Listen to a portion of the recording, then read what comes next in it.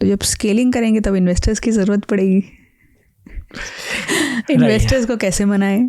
देखिए, इन्वेस्टर्स दो तरीके के होते हैं. कस्टमर्स जो सबसे बड़े इन्वेस्टर हैं. हर बिजनेस को इन्वेस्टमेंट की ज़रूरत नहीं पड़ती है. ओके, ठीक है. सो यहाँ पर मैं आपको, क्योंकि आप इन्वेस्टर पे आ रहे हो ना, मैं इन्वेस्टर की बात नहीं करूँगा. मैं पहले थॉट प्रोसेस की बात करूँगा किसी भी एंटरप्रेन्योर के लिए. रीफिल के कार्ट्रिज के टाइम पे जाते हैं. कार्ट्रिज का बिजनेस 2007 में हमने स्टार्ट किया था. 2005 में हमने आइडिएट किया था. जब मैंने आपको ना ब्रदर ने कहा कि वाई नॉट दिस जी, हमने स्टार्ट किया, रिसर्च करना स्टार्ट किया. हम पहुँचे वहाँ, इंडिया के अलग अलग शहरों में मैं गया और मैं देखा कि हाँ यार कैसे किया जाता, देखते तो हैं. फिर हमें लगा कि चलो, एक यूएस की बहुत बड़ी कंपनी थी, ऑस्ट्रेलिया की सॉरी, और फिर वो यूएस शिफ्ट हो गए थे, कि उनको बात करते हैं कि वो वर्ल्ड के लीडर्स हैं. मैंने उनको मेल लिखा. वहाँ से रिस्पांस आया कि हमारे पास तो करोड़ों रुपए लगते हैं अगर आप हमारी फ्रेंचाइज लेना चाहते हैं और इंडिया में करना चाहते हैं.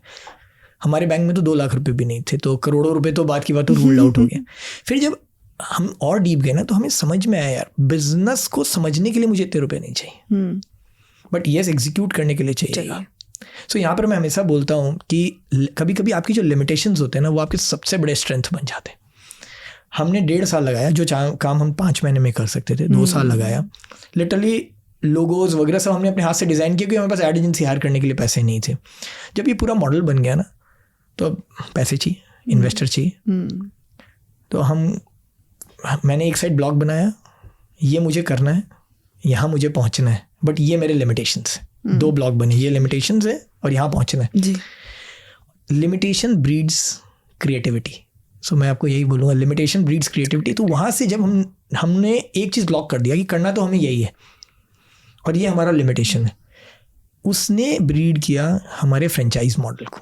क्योंकि हमारे पास रिटेल स्टोर्स खोलने के लिए नहीं थे, why not we open franchise stores. क्योंकि जब फ्रेंचाइज इन्वेस्ट करेंगे, हम एक काम करते हैं, हमारे पास पैसे नहीं, तो मैक्सिमम प्रॉफिट जो है ना फ्रेंचाइज रखेंगे, हम लोग खाली मिनिमम प्रॉफिट्स रखेंगे, हम अपना टेक्निकल नो हाउ देंगे.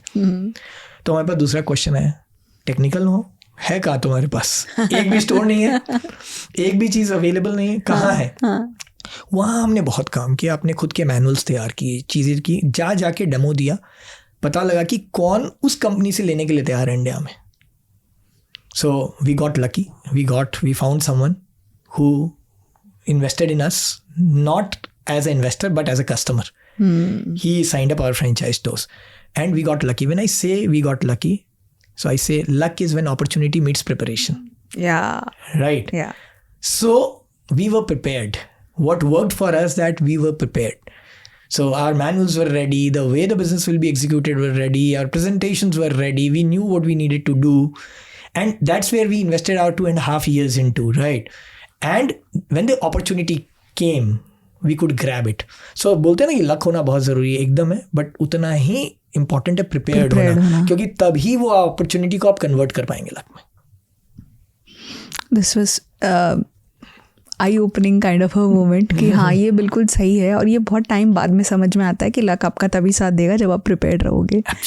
या जस्ट लाइक आपको वो ट्रॉफी वाले स्टैंड में आप जाके बैठे, काउंटर पे आप जाकर बैठे, क्योंकि आप वहाँ गए थे उस एग्जीबिशन में और आपने पूरा दिन वहाँ स्पेंड करा, तभी तो आपको अपॉर्चुनिटी मिली.